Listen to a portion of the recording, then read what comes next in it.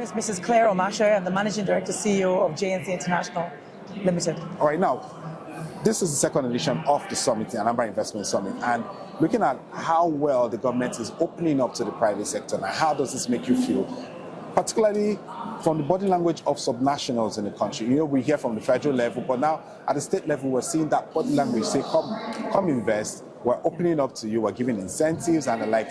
As a private sector player, how does this pass up to you? I mean, it feels great. You want to be able to invest where your investment is secure, but most importantly, you have the enabling environment for doing business. I see in Anambra State that first is led with the private sector in mind. They're putting in enabling policies that unlock the potentials of the private sector, that allows those of us that want to make an investment to invest. First, the security is coming into the state. There's good infrastructure with the new industrial park, the new parks that they're setting up, new hubs. The fact that there's now close proximity to an airport, which makes it easy to come from anywhere in Nigeria and outside Nigeria. I think the ease of doing business is really good.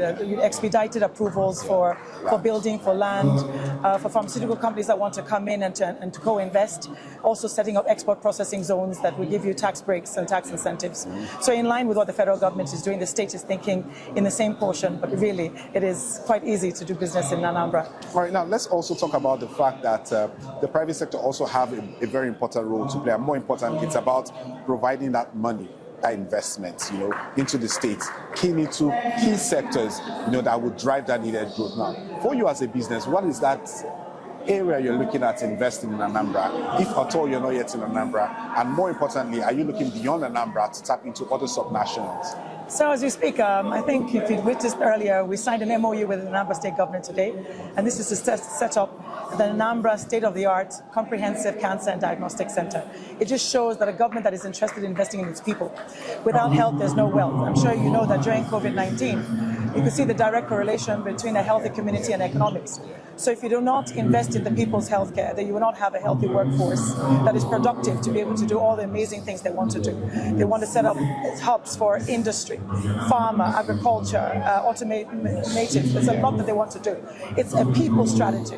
So human capital development is central and part of this, and how better to do that than investing in healthcare. So this for me is the start. Let's get human capital development right, get the right kind of skill sets, build the competencies and capacities, set up training schools, set up simulator centers, to also make sure that we can scale up, and then look after their healthcare. Make sure that we do well care rather than sick care.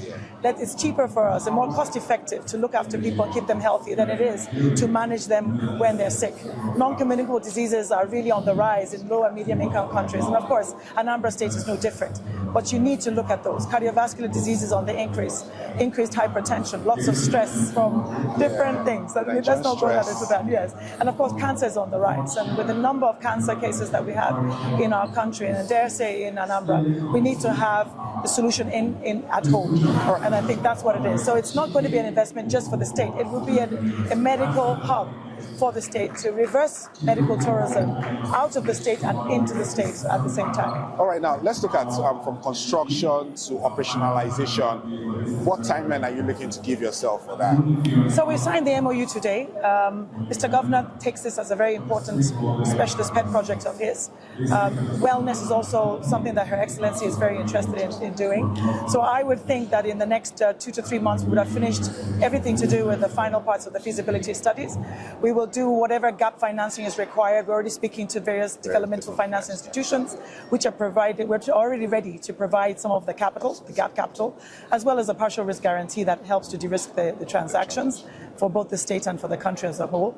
Then we'll go into breaking ground, and then from there, probably 18 months, we should be able to, maximum 24 months, because we have to build specialized bunkers. It's not a regular building.